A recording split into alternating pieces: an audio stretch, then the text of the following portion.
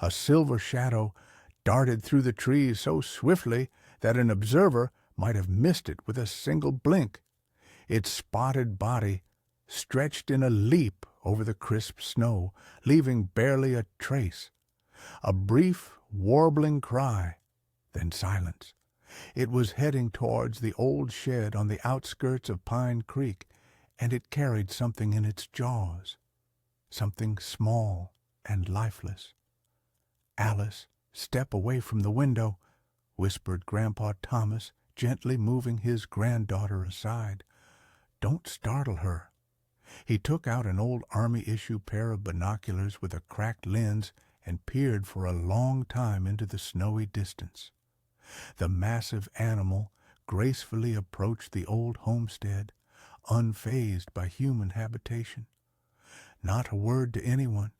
Grandpa Thomas lowered the binoculars, and Alice noticed his hands trembling slightly. No one must know about this, especially Mr. Henderson. "But what is it, Grandpa?" the girl breathed out, feeling goose-bumps of both curiosity and fear prickle her spine. "It's her, Alice, my dear. She finally found her new babies."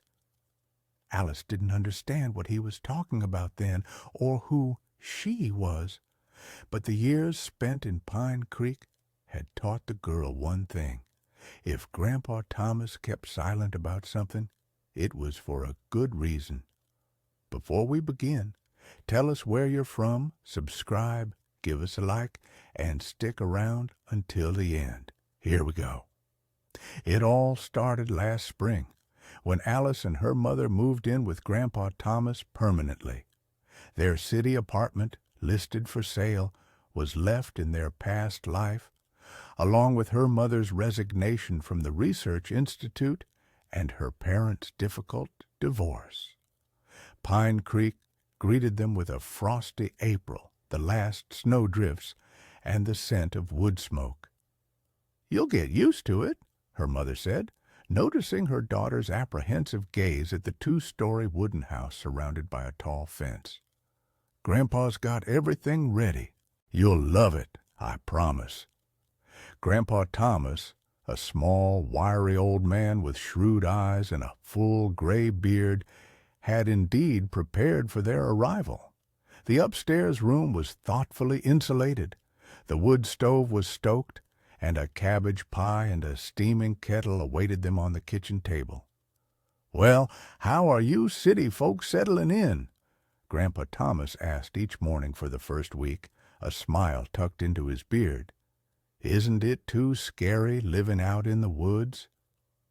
"A little spooky," Alice admitted on the third day, when a blizzard howled outside all night and something scratched at the house wall, especially at night. "That's nothing to worry about," Grandpa Thomas reassured her, adding another log to the stove. "That's just Dusty wanting to come home." "Who?" Alice looked up from her cup of fresh milk. "Dusty," Grandpa Thomas repeated. "Our cat. Gray as smoke. That's why we named her. She's got a mind of her own. She doesn't let anyone hold her. Only sometimes she lets me stroke her back, and even then, it's once a full moon, no more." That same day, Alice met the mysterious inhabitant of Grandpa Thomas's house. Dusty turned out to be a large, silvery gray cat with white paws and piercing green eyes. She had a bushy tail that she held high like a flagpole and pointed ears with barely noticeable tufts at the tips. Alice noticed those tufts much later, however, when she knew what to look for. Dusty truly didn't let anyone touch her. She would walk majestically through the room, not deigning to glance at the bustling humans, occasionally pausing in a doorway as if listening to something, and then continuing her journey. She slept either on a tall wardrobe or on a special perch Grandpa Thomas had built for her near the ceiling in the kitchen corner. "Is she always like that?" Alice whispered to her grandfather, watching the cat meticulously groom a paw sitting on the windowsill. "Always?" Grandpa Thomas nodded. ever since I found her as a kitten. She's been with us for 10 years, but it's like she arrived yesterday, still aloof. Where did she come from? The girl's curiosity grew stronger each day. From the old sawmill. Grandpa Thomas stood up from his creaky chair and walked to the window. There, beyond the lake, the sawmill used to hum. It's closed now, but it was busy back then. They'd haul timber to town in trucks. I used to deliver firewood there, and she came in with a log, tiny little thing, sat there trembling, and her eyes, wow! Grandpa Thomas spread his hands wide, like saucers, and she wasn't afraid of anyone. Can you imagine? She'd hiss and spit, but she wasn't scared. That's why I took her. She's got a fierce spirit.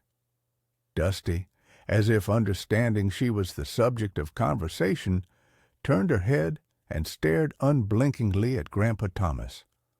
What, am I telling the truth? Grandpa Thomas chuckled at the cat. Don't like it? The cat turned away and resumed her grooming. In time, Alice learned that Dusty wasn't just a house pet. She was a true terror to all the rodents in the vicinity. Not a single mouse dared to venture into the cellar or pantry where supplies were kept. Instead, in the mornings, gifts often lay on the porch. Sometimes a caught field mouse, or even a weasel, which Dusty would devour with particular relish. A hunter, Grandpa Thomas said with pride, watching the cat drag its prey. She rid the whole area of pests. She knows every nook and cranny of the house. In 10 years, she's never let me down. Spring was gradually taking hold. The snow melted, turning into babbling brooks that flowed down the hill to the lake. The first shoots appeared from under last year's grass. Lungwort bloomed in the forest, and delicate purple wood anemones could be found at the forest edges. Alice was getting used to her new life, meeting local kids, and especially befriending Michael, the neighbor's boy, who knew all the trails in the area and could talk for hours about the animals that lived in the forest.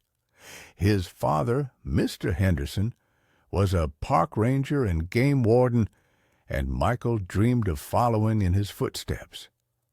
"Dad says there are bobcats in our woods," Michael once told Alice, as they sat on a fallen log at the edge of the forest. "He saw their tracks this winter." "Bobcats?" Alice looked at her friend with disbelief. "Real ones?" "The realest you can get." Michael nodded importantly. "Do you know what kind of tufts they have on their ears? And their paws? Wow!" He showed the size with his palms.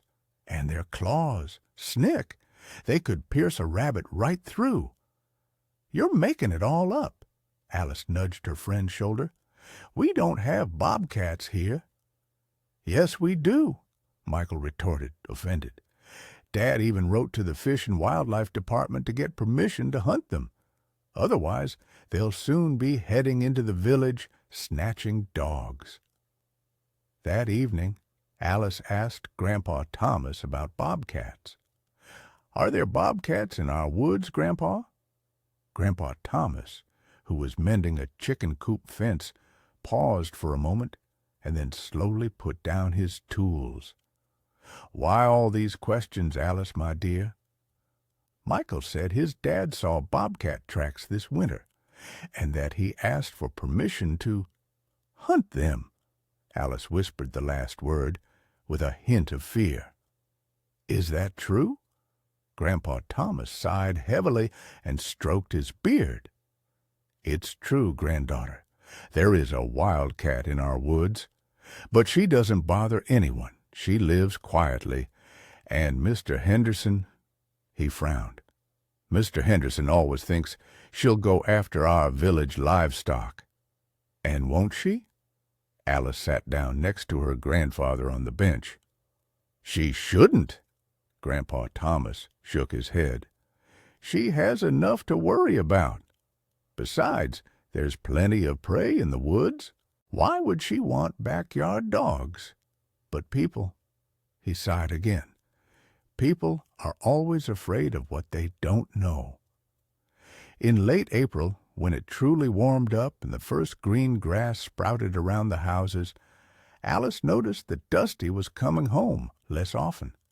Before, she might be gone for a day or two, then return, meowing demandingly at the door. Now, the cat would disappear for 3 or 4 days, then reappear just as unexpectedly, tired, with ruffled fur, but always very content. "She's been out wandering," Grandpa Thomas would shrug.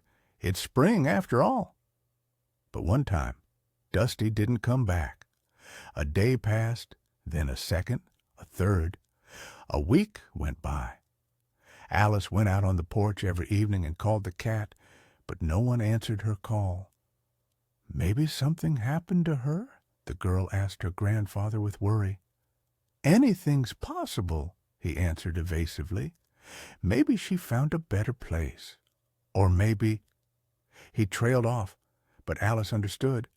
Grandpa Thomas was worried too. One morning, with only a few days left in May, the weather suddenly turned cold, and the last spring snow fell. Alice awoke to Grandpa Thomas's call. "Alice, get up quickly! Come here!" She ran down the creaky stairs and found her grandfather on the porch, binoculars in hand. "Look," he handed her the binoculars, "but be quiet." Alice focused the binoculars on the old shed standing at the back of the property. Around it, in the fresh snow, were strange tracks, large, feline, but much bigger than an ordinary house cat could leave. "What is it?" she whispered. "Just keep watching," Grandpa Thomas said simply. And then she saw it. Something stirred in the snow near the shed, then again. It was a large, spotted animal with a short tail and tufts on its ears. It moved cautiously towards the shed, low to the ground, sniffing. "A bobcat," Alice breathed out. "A real bobcat." "Quiet." Grandpa Thomas placed a hand on her shoulder. "Don't scare her. She's nervous right now." The bobcat, meanwhile, approached the shed, sniffed at the door, then slowly circled it, leaving clear tracks in the snow. Lingering at the back wall, it suddenly made an incredible leap, landing on the roof of the small annex, and from there onto the roof of the shed itself, where there was a small dormer window. "Does she want to go inside?" Alice asked, surprised. "She's already inside." Grandpa Thomas lowered the binoculars. "She's been going in there for 3 days straight." "And you knew?" Alice looked at her grandfather reproachfully. "I knew," he nodded. "But I wasn't sure until today." "Not sure about what?" Grandpa Thomas hesitated, as if deciding whether to tell her. "Let's go see," he finally said, but very quietly. "And if I tell you to run, you run, no questions asked." They dressed and went out into the yard. The snow crunched under their feet. The air was fresh and clean. Reaching the middle of the yard, Grandpa Thomas suddenly stopped and put a finger to his lips. Then he pulled a scrap of something gray from his pocket and held it out to Alice. "Recognize this?" The girl took the fluffy gray tuft. It was a clump of fur. "Dusty?" she asked uncertainly, examining the familiar coloring. Grandpa Thomas nodded. "Found it here yesterday near the shed. And there were tracks, different kinds, large ones and small ones." They cautiously approached the shed. The door was ajar. Grandpa Thomas, it turned out, had purposely not locked it.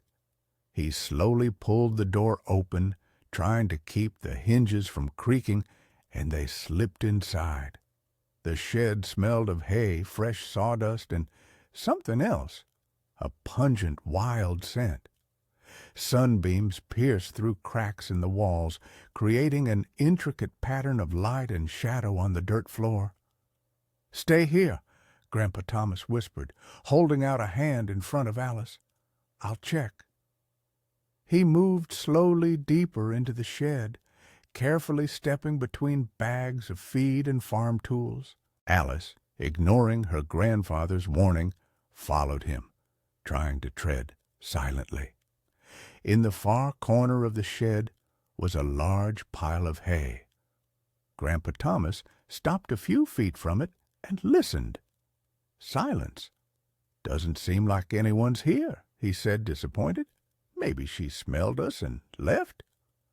Alice also sighed in disappointment, but then froze. It seemed to her that the hay pile was breathing. "Grandpa," she tugged his sleeve, "look." The hay pile was indeed moving slightly, as if someone was breathing beneath it. "Back!" Grandpa Thomas commanded, but it was too late. A bundle of hay shot up, and there she was, the bobcat. Large, spotted, with alert ears and a short tail, the animal stared directly at them with unblinking amber eyes. The bobcat bared its impressive fangs, its fur bristling. "Don't move," Grandpa Thomas whispered, shielding Alice. "Just stand still." The girl's heart pounded so hard it felt like the entire shed could hear it. The bobcat didn't attack, but it didn't retreat either. It stood, protecting something behind it, and then a tiny squeak came. One, a second, a third. Alice couldn't see what was making the sounds, but the bobcat, hearing them, glanced uneasily behind her, then stared back at the uninvited guests. "Alice, my dear," Grandpa Thomas said very quietly, "now we're going to move very slowly, very calmly, towards the exit. And you won't make any sudden movements, all right?" The girl nodded, unable to utter a single word. They took a step back, then another. The bobcat didn't move. Only its tail twitched nervously. When they were only a few steps from the door, a tiny gray head with white ears appeared from behind the bobcat. "A kitten!" Alice exclaimed involuntarily, and at that very moment the bobcat let out a loud, threatening snarl. "Quickly!" Grandpa Thomas commanded, and they rushed out of the shed, slamming the door behind them. They ran to the house without stopping, and only when they reached the porch did Grandpa Thomas catch his breath. "What was that?" Alice gasped, sitting on the steps. "There was a kitten in there? Grandpa, there was an ordinary house kitten." "Yes," Grandpa Thomas nodded, looking thoughtfully towards the shed.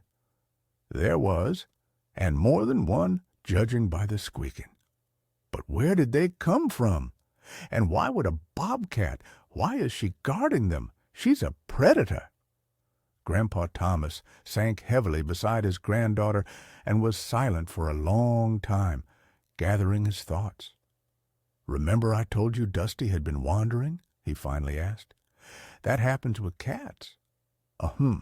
When they're expecting. And so it seems she gave birth to kittens somewhere. And then something happened." "To her?" Alice asked anxiously. "Did something happen to Dusty?" Grandpa Thomas shrugged.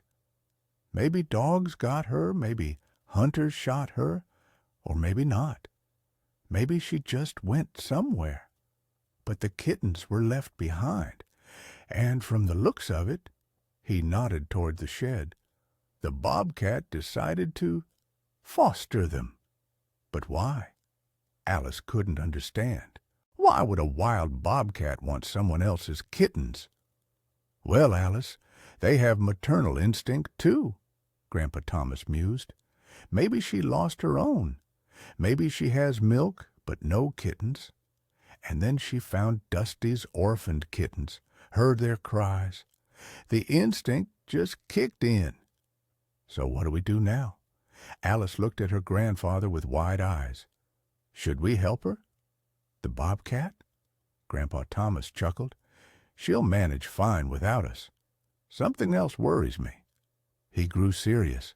"Mr. Henderson, if he finds out there's a bobcat in our shed, there'll be trouble. Just give him an excuse and he'll grab his rifle and bang, bang." "No!" Alice protested vehemently. "You can't kill her. She's saving the kittens." "That's what I think, too," Grandpa Thomas nodded. "So, for now, this is our secret. Don't even tell your mother, and certainly not Michael, of course." "I promise," Alice said seriously, sensing the gravity of the moment. "But can we help her somehow? The bobcat, I mean." Grandpa Thomas thought for a moment. "We could leave meat by the shed," he finally decided, "but not too close so we don't scare her. Chicken giblets, or even liver, or pour some milk." "Do you think she'll eat it?" "I think she will." Grandpa Thomas nodded. "She's a nursing mother now, and that's a demanding and hungry business." Thus began their secret shifts. Every day, early in the morning or late in the evening, when no one was watching, Alice and Grandpa Thomas would leave a bowl of milk or a plate of meat scraps by the shed, and by morning the bowl would invariably be empty. "So she's taken it." Grandpa Thomas nodded, satisfied. "Good. It'll make it easier for her to feed the kittens." Time passed. The snow melted completely, and nature bloomed in all its glory. Trees were covered in fresh foliage, bumblebees and bees buzzed in the grass, and the first wild strawberries ripened in the forest. One morning, Alice, stepping into the yard, noticed Michael on the porch. The boy sat on the steps with a mysterious look. "Hi," Alice greeted him. "Why are you up so early?" "Shh!" Michael shushed, looking around. "I need to tell you something important." There was so much gravity in his voice that Alice immediately became alert. "What happened?" "Dad was talking to the rangers from the district last night," Michael whispered quickly. "They tracked a bobcat, can you believe it, in our forest, and tomorrow they're going on a hunt." Alice's heart skipped a beat. Where are they going?" "To Blue Ravine," Michael shrugged. "They saw tracks there. And what will they do to her?" Alice tried to keep her voice calm, but inside she felt a chill. "What do you mean, what?" Michael was surprised. "They'll shoot her, of course. She's a predator, dangerous for the village. Dad says a bobcat can kill a person if it's hungry." "She wouldn't do that," Alice blurted out. "That's not true." She could. Michael nodded confidently. "Dad knows. He's been in the woods his whole life. Are you defending a bobcat?" "No, it's just—" Alice hesitated. "I just feel bad for her. She's just an animal." "A predator," Michael repeated instructively. "And predators that come near the village get shot." After Michael left, Alice immediately ran to Grandpa Thomas, who was mending the garden fence. "Grandpa!" she gasped, breathless with agitation. "Trouble! They're going to shoot the bobcat." She quickly retold everything she had heard from Michael. "They're going to Blue Ravine?" Grandpa Thomas repeated, thoughtfully stroking his beard. "That's good." "Good?" Alice couldn't believe her ears. "Why good?" "Because Blue Ravine is 5 miles from here in the opposite direction from our shed," Grandpa Thomas explained. "It seems our visitor is throwing off her scent, wandering the area." "But what if they find her? What if they track her to our shed?" "They won't," Grandpa Thomas said firmly. "I asked my old friend Farmer Gregg to put out bait near Blue Ravine. Rabbit carcasses. The bobcat will smell it and come, and ours will stay here." "But they'll shoot another bobcat!" Alice cried out in horror. "Oh, my dear granddaughter," Grandpa Thomas smiled.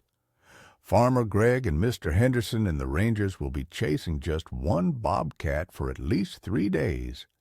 And by then, our bobcat might have moved her litter somewhere else. But what if they don't? What if they find her? Alice couldn't calm down. Then we'll have to come up with another plan, Grandpa Thomas sighed. But for now, let's be glad about this. But their joy was short-lived. That same evening, as Alice helped Grandpa Thomas put away tools in the garage, she heard loud voices from the road. "Old Man Thomas!" A booming voice yelled, which Alice immediately recognized. "Old Man Thomas, come out here." It was Mr. Henderson in the flesh. Grandpa Thomas emerged from the garage, wiping his hands on an old rag. "What's all the shouting about, Mr. Henderson?" he asked calmly. "The neighbors will hear." "Let them hear." Mr. Henderson, red with excitement, waved his arms. "Do you know what's going on here?" "What's going on here?" Grandpa Thomas sat down on a bench, indicating he was in no hurry. "A bobcat," Mr. Henderson blurted out. "A bobcat has settled in your shed." Alice felt the blood drain from her face. How did he know? "What makes you say that?" Grandpa Thomas asked calmly. "The neighbors saw it." Mr. Henderson waved his arms even more vigorously. "Mrs. Evans, who lives by the lake, went out into her garden early this morning, and a bobcat was walking right down the road, towards your house, and old man Jim saw her jump over your fence." "They might have seen something," Grandpa Thomas shrugged. "But that doesn't mean she lives in the shed. She came in, sniffed around, and left." "Thomas," Mr. Henderson clutched his head, "do you understand what this means? A bobcat is a predator. She can kill people, and children even more so." He pointedly looked at Alice, who was trying to make herself as inconspicuous as possible. "Oh, come on, Mr. Henderson." Grandpa Thomas waved his hand tiredly. "She doesn't bother anyone. She lives in the woods doing her own thing." "Doesn't bother anyone?" Mr. Henderson raised his voice.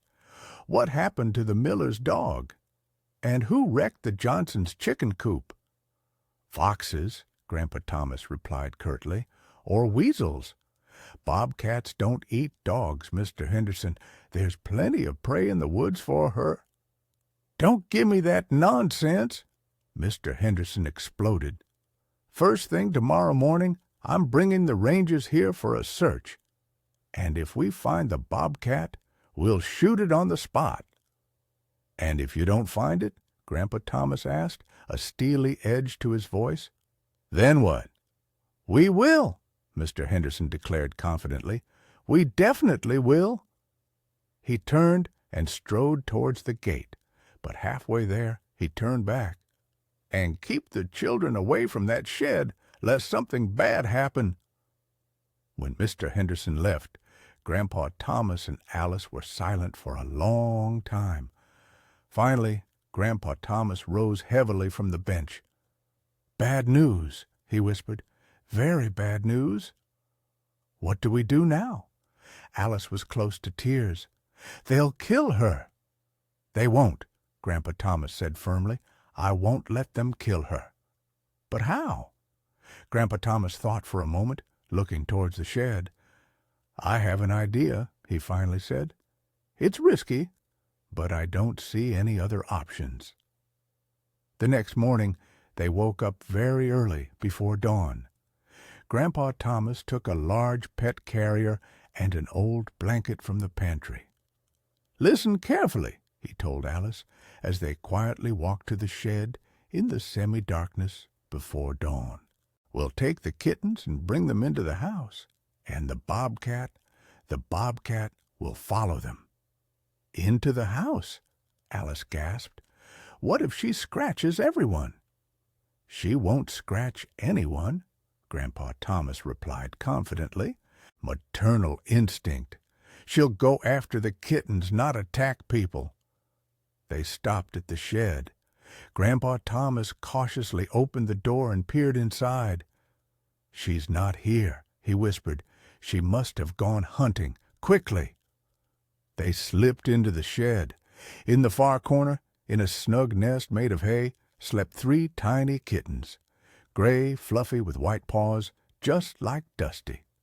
"Here they are," Grandpa Thomas cooed, gently picking up one kitten, Dusty's little ones.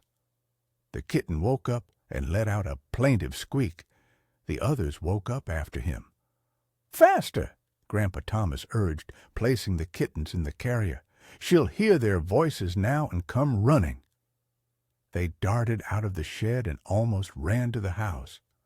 Grandpa Thomas placed the carrier with the kittens in the kitchen in a warm spot by the stove. "Now we wait," he said, catching his breath. "We won't have to wait long." Less than half an hour later, a protracted, mournful howl echoed in the yard. The bobcat had returned and discovered her kittens were gone. "Poor thing," Alice whispered, peering out the window. "She's looking for them." The bobcat paced the yard, sniffing and leaving tracks on the well-trodden ground. Then she approached the house and sat down beneath the kitchen window, from where the faint meowing of the kittens could be heard. "She understands." Grandpa Thomas nodded, satisfied. "Smart." At that moment, the sound of a vehicle approached. Mr. Henderson's pickup truck pulled up to the gate, followed by another vehicle with rangers. "Here we go." Grandpa Thomas frowned. "Alice, you stay with the kittens. I'll go meet them." A few minutes later, 4 men in camouflage, carrying rifles, stood in the yard. Mr. Henderson was explaining something, gesturing towards the shed. "Mr. Thomas," one of the rangers addressed him, "we received a report that you have a bobcat on your property. May we conduct a search?" "Please," Grandpa Thomas spread his hands. "Search away. Just be careful. My granddaughter is in the house." The rangers spread out across the property. One went to the shed, a second to the garage, and a third inspected the bushes behind the house. Mr. Henderson remained with Grandpa Thomas in the yard. "Where is she?" he asked suspiciously.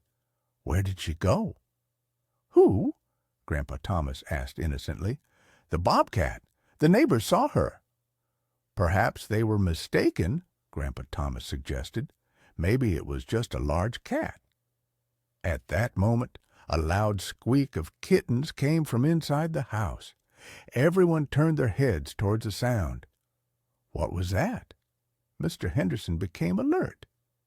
"Kittens," Grandpa Thomas replied calmly. "Found them in the woods yesterday, orphaned. My granddaughter is feeding them." "Kittens?" repeated the ranger, who had been searching the shed. "But there are fresh tracks in the shed, and they're not cat tracks. Whose then?" Grandpa Thomas raised an eyebrow. "Bobcat tracks," the ranger declared confidently. "I've seen plenty of those in my line of work." "Maybe she went in, had a sniff around," Grandpa Thomas shrugged, "and then, after smelling the kittens, she left." "Wait a minute," interjected the second ranger. "And where did those kittens come from in the woods? By themselves?" "A cat gave birth to them and abandoned them," Grandpa Thomas replied. "Or a fox got her. Anything can happen." The rangers exchanged glances. "Show us the kittens," the senior ranger requested. Grandpa Thomas shrugged and led them into the house. Alice sat in the kitchen next to the carrier, from which mournful meows emanated. "Here they are." Grandpa Thomas nodded towards the carrier. The ranger knelt down and peered inside. 3 tiny gray fur balls with white paws pitifully squeaked, seeking their mother. "Very small," the ranger noted. "About 3 days old, no more. Where did you find them?" "In the clearing by Far Pond," Grandpa Thomas lied. "My granddaughter heard the squeaking, so we went to investigate." "And where's the mother?" I don't know. Haven't seen her anywhere. The ranger carefully examined the kittens, then straightened up. Ordinary house kittens, he concluded, but how did they end up in the woods? Someone probably abandoned them, Alice suggested in a thin voice. People sometimes do that. The rangers exchanged glances again. At that moment, loud barking erupted outside. "Buddy! Rex! Come here!" Mr. Henderson was yelling. Everyone rushed out into the yard. 2 hunting dogs were running around the house, barking furiously and sniffing the ground. "A trail!" Mr. Henderson joyfully announced. "A fresh bobcat trail!" "Where?" The rangers immediately perked up. "See, around the house," Mr. Henderson pointed. "See how the dogs are acting?" Indeed, the dogs were frantically searching the yard, clearly having picked up an interesting scent. They ran towards the house, then back to the fence, barking loudly. "So she was here!" Mr. Henderson triumphed. "Maybe she's still hiding somewhere nearby." The rangers loaded their rifles and spread out across the property, carefully examining every bush, every corner. Alice watched in horror from the kitchen window. What if the bobcat really was somewhere nearby? What if they found her? The search continued for over an hour. They scoured the entire property, climbed into the attic, checked the cellar. Nothing. "Strange," the senior ranger scratched his head. "The trail is fresh, but the animal is gone." "Maybe she already left?" his partner suggested. "But where?" Mr. Henderson was clearly disappointed. "The tracks only lead to the house, and no tracks leading away are visible." "Perhaps," Grandpa Thomas suggested cautiously, "she smelled the kittens, came to see what kind of little ones were squeaking, then realized they weren't hers and left." "Possible," the ranger agreed. "Animals have a strong maternal instinct.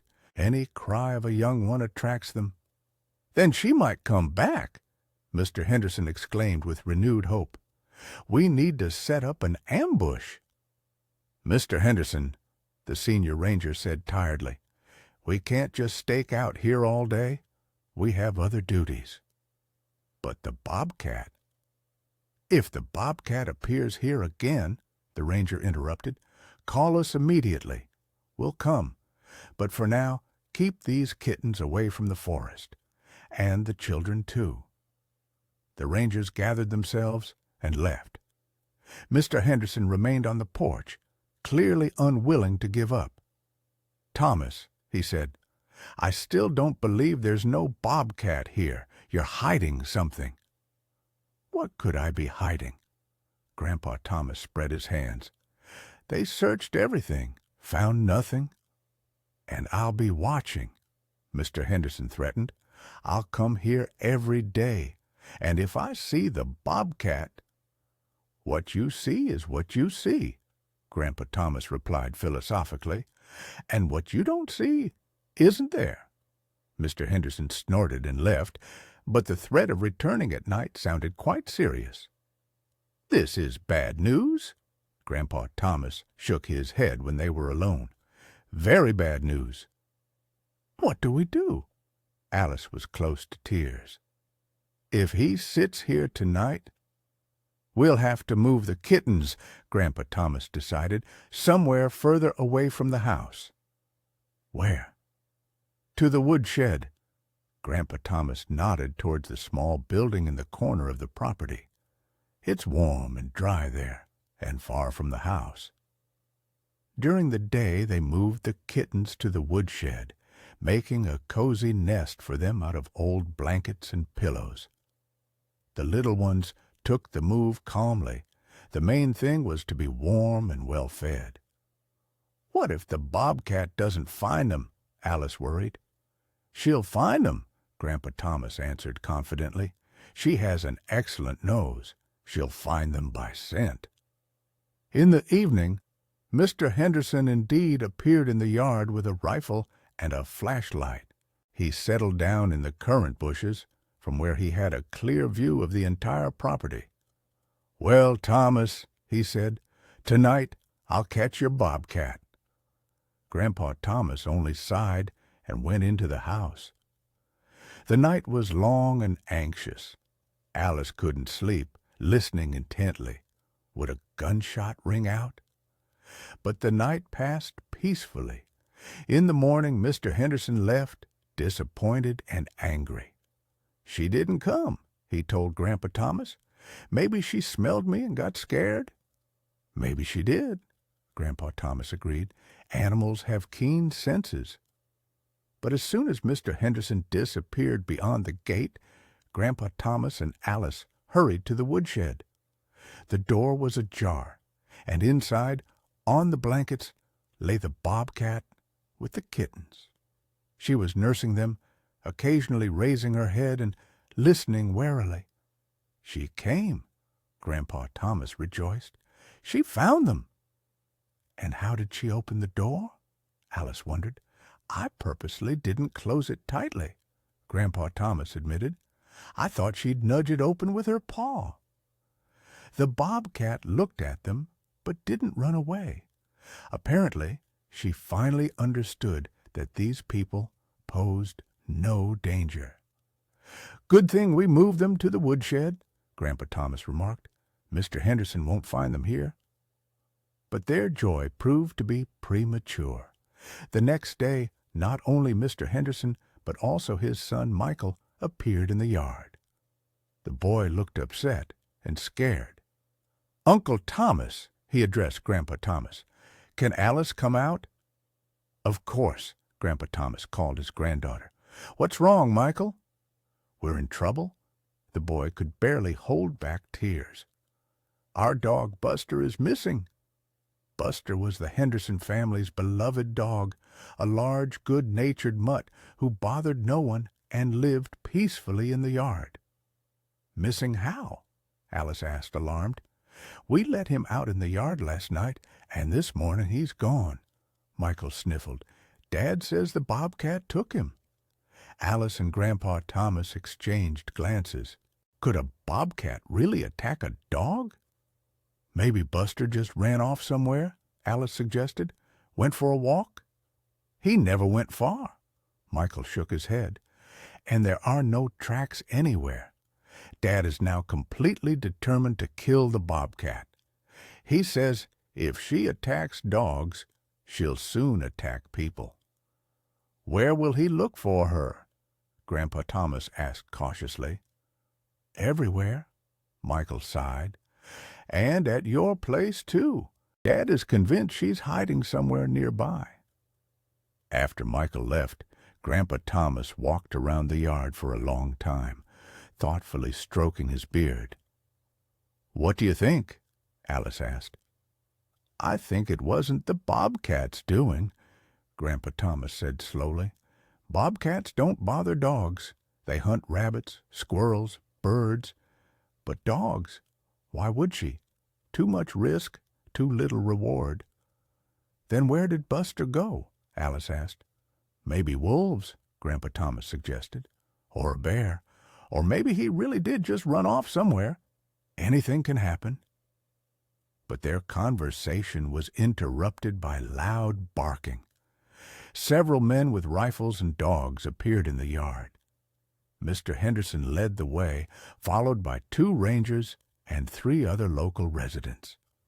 "Thomas," Mr. Henderson called, "come out. We're searching your property now." Grandpa Thomas stepped out to meet them. "By what right?" he asked calmly. "By the right of public safety," Mr. Henderson retorted. "A bobcat attacked a dog. Tomorrow it could attack a person." "How do you know it was a bobcat?" Grandpa Thomas crossed his arms. "Did you see it?" "Who else could it be?" Mr. Henderson gestured wildly. "We don't have other predators here." "There are wolves," Grandpa Thomas noted. "There are bears. Even stray dogs can be aggressive." "Enough of your talk," snapped one of the local residents, whom Alice recognized as their neighbor, Mr. Pete. "Let's search." "Do you have a warrant?" Grandpa Thomas inquired. "What warrant?" Mr. Henderson was surprised. "A warrant for what?" "To search private property," Grandpa Thomas replied calmly. "Without a warrant, that's breaking the law." The men exchanged glances. Obviously, they hadn't considered the formalities. "Thomas," the senior ranger said conciliatorily, "we're not conducting a search. We're just inspecting the area for safety." "Well, then inspect it," Grandpa Thomas permitted. "Just keep your dogs on a tight leash, or they'll stress out my chickens." The search party fanned out across the property. The dogs sniffed. The men peered into every corner. One ranger went into the shed, the second to the garage. "What's that?" Mr. Pete asked, pointing to the woodshed. "The woodshed," Grandpa Thomas replied. "Do you want to wash up?" "Don't be silly," Mr. Pete snapped and headed for the building. Alice's heart beat faster. What if the bobcat was in there? What if she was with her kittens? Mr. Pete tugged at the woodshed door. It was locked. "Give me the key," he demanded. "Why?" Grandpa Thomas was surprised. "Do you truly think the bobcat is hiding in the woodshed?" "You never know," Mr. Pete grumbled. "The key, I said." Grandpa Thomas sighed and took a key from his pocket. Mr. Pete unlocked the door and peered inside. "Empty," he stated, disappointed. Alice breathed a sigh of relief.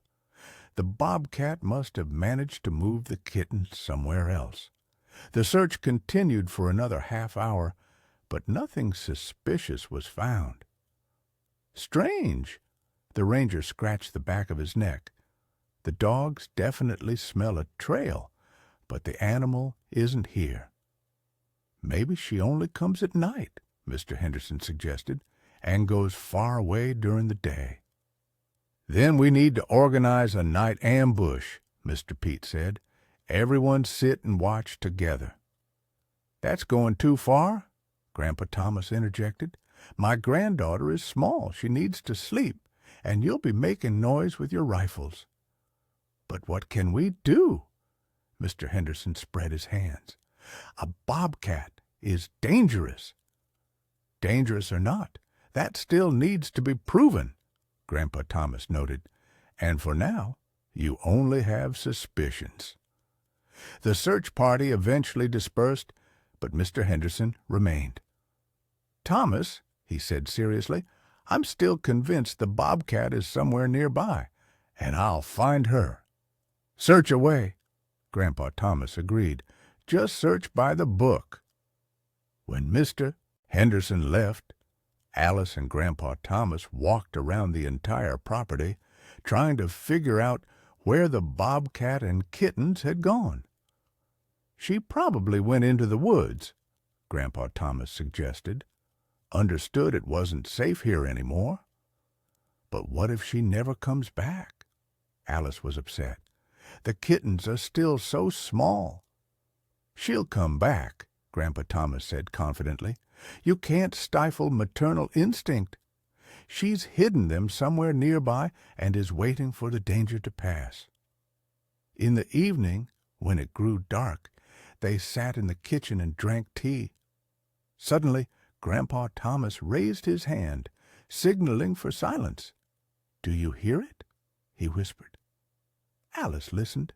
Somewhere very close by, there was the faint squeaking of kittens. "They're here," the girl rejoiced. "Somewhere very close." Grandpa Thomas cautiously peered out the window. The yard was empty, but the squeaking continued. "Under the house," he realized. "She hid them under the house." They went out into the yard and, squatting down, looked under the house's tall foundation. There, in the farthest corner, the outlines of a large animal and several small bundles could be made out. "Clever girl," Grandpa Thomas admired. "She chose the safest spot." "How are we going to feed them now?" Alice worried. "We're not," Grandpa Thomas replied. She'll manage by herself. It's a quiet, peaceful place. No one will find them." The next day, Mr. Henderson reappeared, but this time alone, without the search party. "Thomas," he said wearily, "I thought about it all night. Maybe you're right. Maybe it wasn't the bobcat that took Buster." "Then who was it?" Grandpa Thomas inquired. "I don't know," Mr. Henderson shrugged. "I found bear tracks in the woods last night, big fresh ones. Maybe he's to blame." "Very likely," Grandpa Thomas agreed. "The bear woke up hungry after winter, so he's looking for something to feed on." "Yes, probably," Mr. Henderson nodded. "And I blame the bobcat for everything. I'm sorry, Thomas, for the trouble." "It's fine." Grandpa Thomas waved his hand. "It happens. The important thing is we cleared it up." After Mr. Henderson left, Alice asked, "Did he really find bear tracks?" "True," Grandpa Thomas nodded. "I saw them 2 days ago, but I didn't tell Mr. Henderson. He would have torn the whole forest apart." "So the bear took Buster?" "Very likely." Grandpa Thomas grew somber. "Bears are especially dangerous in spring, hungry after hibernation." A few days passed peacefully. The bobcat and her kittens lived under the house, and no one disturbed them. At night, a faint squeaking could sometimes be heard, but each day it grew weaker. The kittens were growing and squeaked less. One morning, Alice awoke to a strange sound outside her window, as if someone was fighting. Looking out, she saw an incredible scene in the yard. In the middle of the yard stood a huge German shepherd, the very neighbor's dog that had once almost attacked their old cat. The dog was growling and baring its teeth, and in front of it, with an arched back and fluffed tail, stood the bobcat. She was hissing and swatting the air with her paw, clearly preparing to attack. "Grandpa!" Alice cried. "Quickly!" Grandpa Thomas rushed out of the house in his nightclothes, but seeing what was happening, he immediately went back inside. "A stick!" he yelled to Alice. "Bring a big stick!" But it was too late. The dog and the bobcat lunged at each other. A desperate battle ensued. A ball of fur, teeth, and claws rolled on the ground. Tufts flew, and growls and yelps were heard. Grandpa Thomas rushed out of the house with a long stick and tried to break up the fight, but the animals were so entangled that it was impossible to tell who was who. "Back!" Grandpa Thomas yelled at Alice. "Inside!" But the girl couldn't tear herself away from the spectacle. The bobcat fought desperately, defending her adopted young, but the dog was larger and heavier. Finally, Grandpa Thomas managed to hit the dog with the stick. The German shepherd yelped and sprang back. The bobcat also leaped back and took a defensive stance, ready to continue the fight. "Go away!" Grandpa Thomas yelled at the dog, waving the stick. "Get out of here!" The German shepherd, yelping, ran towards the gate and disappeared. The bobcat remained standing in the middle of the yard, breathing heavily. Blood streamed down her side, and there were scratches on her face. "Poor thing," Alice whispered. "She's hurt." Grandpa Thomas cautiously approached the bobcat. She became alert, but didn't run away. "Show me where it hurts," Grandpa Thomas said softly, extending his hand. To Alice's surprise, the bobcat allowed Grandpa Thomas to touch her. The old man carefully examined the wound. "Not deep," he stated. "Needs to be cleaned so it doesn't get infected." "Will she allow it?" Alice doubted. "We'll see." Grandpa Thomas went into the house for the first aid kit. The bobcat waited for him, not moving from her spot. Apparently, she understood that these people wanted to help her. Grandpa Thomas carefully cleaned the wound with peroxide, then treated it with disinfectant. The bobcat patiently endured the procedure, only whimpering occasionally. "There," Grandpa Thomas said, satisfied, finishing the dressing. "Now it will heal." The bobcat gratefully licked his hand and headed towards the house. Slipping under the foundation, she disappeared into her sanctuary. "She understands we're kind," Grandpa Thomas cooed. "A wild animal, and she trusts us." "Why did the dog attack?" Alice asked. "Smelled the kittens," Grandpa Thomas suggested. "Or just defending its territory. Dogs don't like predators." That same day, Mr. Henderson came to see them again, but this time with apologies.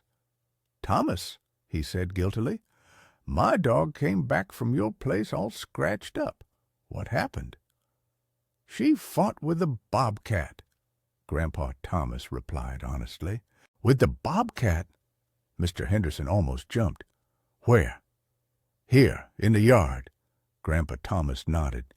"The dog smelled the kittens, so she went looking." "What kittens?" Mr. Henderson didn't understand. "The same ones we found in the woods," Grandpa Thomas explained. "The bobcat adopted them. Now they live under the house." "Under the house?" Mr. Henderson clutched his head. "Thomas, are you out of your mind? A bobcat with kittens under the house, and you keep quiet about it?" "What's wrong with that?" Grandpa Thomas shrugged.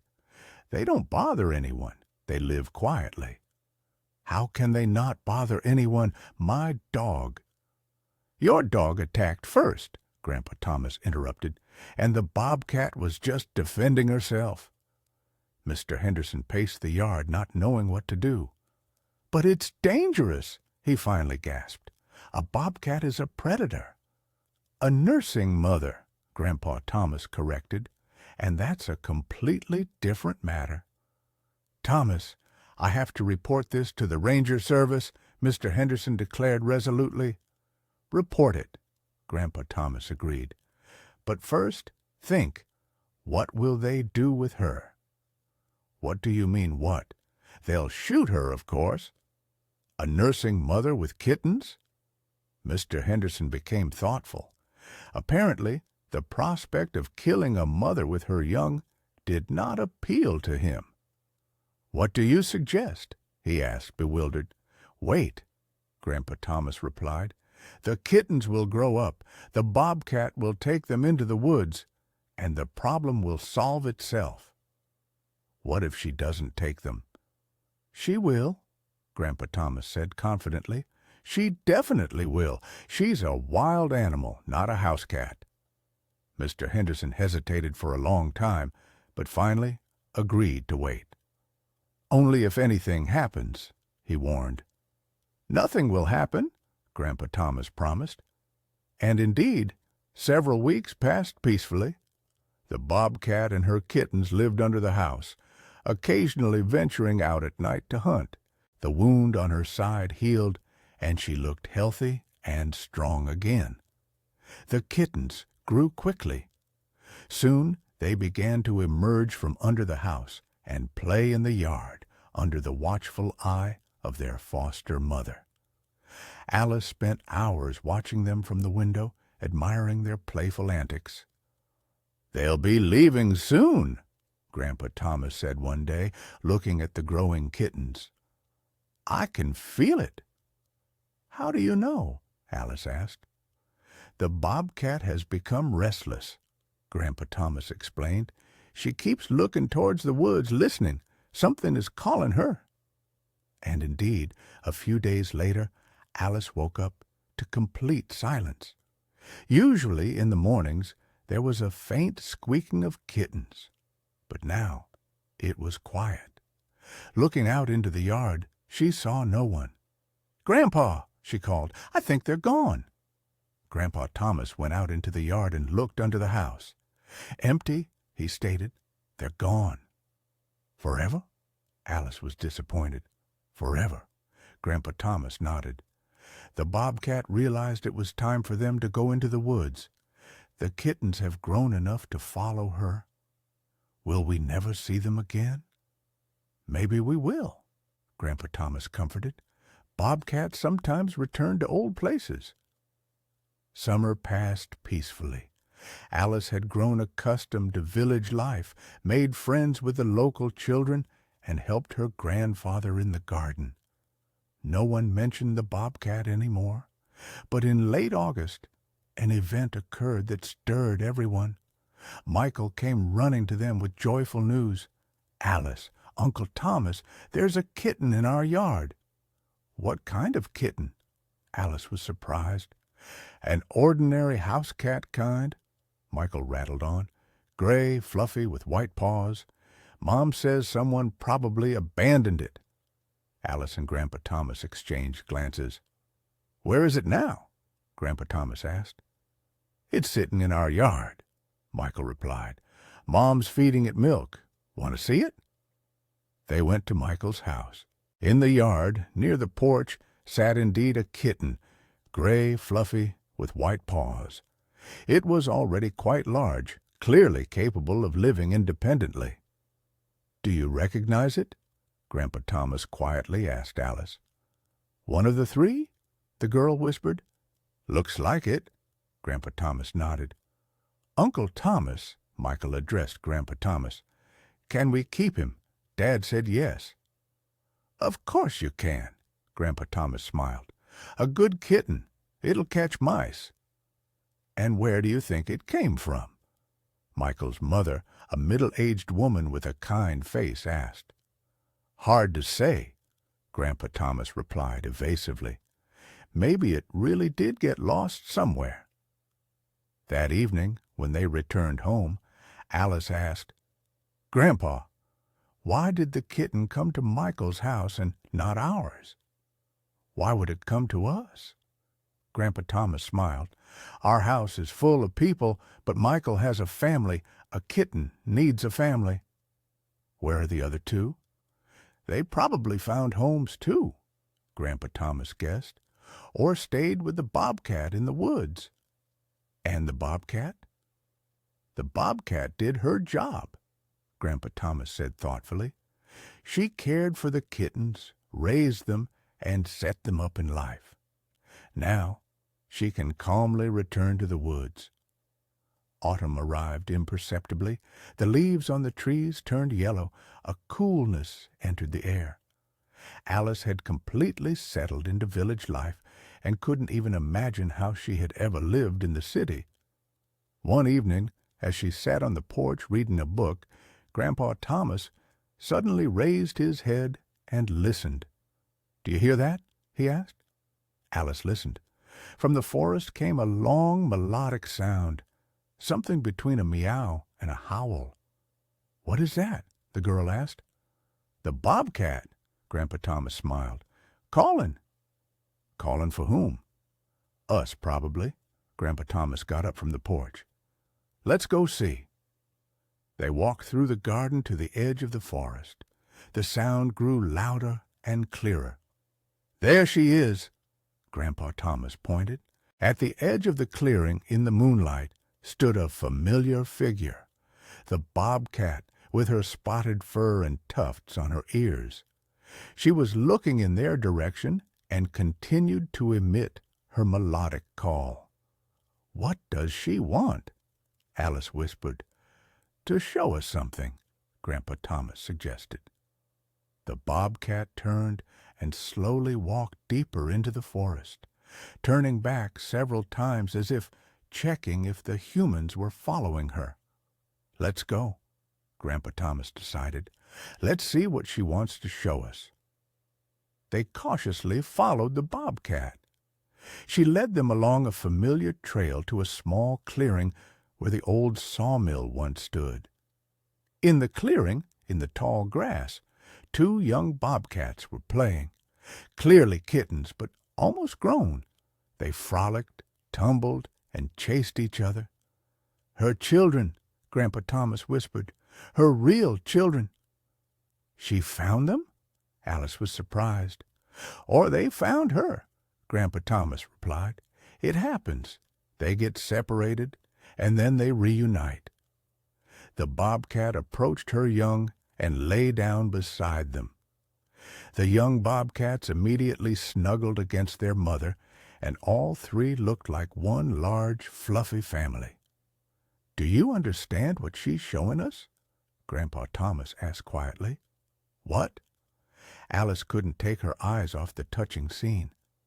"That she now has her own children, and that she's grateful to us for our help."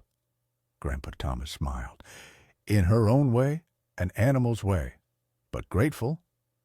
They stood for a little longer, admiring the bobcat family, and then quietly left. "What about Dusty's kittens?" Alice asked on the way home. "What will happen to them?" "Well, they're independent now," Grandpa Thomas replied. "Each has their own home, their own family. One lives with Michael, the second, they say, latched onto Aunt Valerie, the third, to Old Man John. They all found homes." "So the bobcat raised them well?" "Very well," Grandpa Thomas nodded. "She taught them to survive, taught them not to fear people, and then let them go into adulthood." At home, before bed, Alice thought for a long time about what she had seen, about the bobcat who saved someone else's kittens and raised them as her own, about maternal instinct that knows no boundaries between species, about kindness that can manifest in the most unexpected forms. "Grandpa," she said when the old man looked in on her to wish her good night, "do you think Dusty is alive?" Grandpa Thomas thought for a moment. "I don't know, my dear," he answered honestly. "Maybe she is, maybe she isn't. But if not, she left behind children, and they will leave behind their children, and so it will always be." "And the bobcat? Will she come back to us?" "Maybe she will," Grandpa Thomas smiled. "And maybe she won't. But we will always remember her, and how even wild animals are capable of such love, a love not every human is capable of." Alice nodded in agreement. The story of the bobcat and the kittens would forever remain in her memory, as a reminder that love and care know no boundaries, and a mother's heart can embrace any young one in need of protection. Outside, the autumn wind howled, the trees rustled, but inside the house it was warm and cozy, and somewhere in the forest, in a clearing near the old sawmill, a harmonious family of bobcats slept, a mother and two almost grown children who were once lost, but now were together again. And in that lay a certain justice, a certain harmony, wild, primal, yet so understandable and close to anyone who has loved, even just once in their life. Epilogue. 2 years passed. Alice had completely settled into village life and couldn't even imagine herself in the city. She helped her grandfather with all tasks, tended the garden, and knew all the trails in the area. The kitten that had once taken refuge with Michael's family grew into a handsome cat and became a true terror to all the mice and rats in the village. The other 2 kittens also found owners and lived happily in neighboring yards. The bobcat was no longer spoken of in the village. Mr. Henderson had calmed down and stopped organizing hunts. Occasionally, a hunter would spot bobcat tracks in the woods, but no one demanded she be hunted any more. And then, one spring morning, Alice, stepping into the yard, found a kitten on the porch, very small, gray, with white paws. "Grandpa," she called, "look!" Grandpa Thomas came out onto the porch and looked at the little one for a long time. "Familiar coloring," he finally said. "Very familiar." "Is that Dusty's grandson?" Alice asked. "Could very well be," Grandpa Thomas smiled. "Or maybe her great-grandson. Who knows?" The kitten let out a plaintive squeak and reached out to Alice with tiny paws. "Well, shall we take him in?" Grandpa Thomas asked. "Of course we will," Alice rejoiced, picking up the kitten. "And we'll name him Smokey." "Smokey it is," Grandpa Thomas agreed. "A good name." And somewhere in the forest, at the edge of the clearing, a familiar spotted figure with tufts on its ears stood, watching what was happening in the yard. Then the bobcat turned and disappeared into the thicket, but on her face something very much like a smile played. The circle was complete. The story continued. Thank you for watching. What do you think about this story? Share your thoughts. Your comment is very valuable to us.